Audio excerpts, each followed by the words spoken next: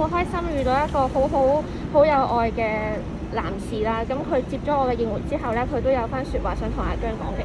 嗱，咁其實咧，我係一個普通聽歌嘅香港市民嚟嘅啫。咁我就覺得，其實我哋呢啲30幾40以前聽開啲舊一輩嘅歌手，而家有你哋呢班新嘅歌手去接替佢哋嘅工作，其實我哋應該係覺得開心嘅。加上其實我覺得，每一位台前幕後嘅演員同埋其他員工，其實都辛苦你哋嘅。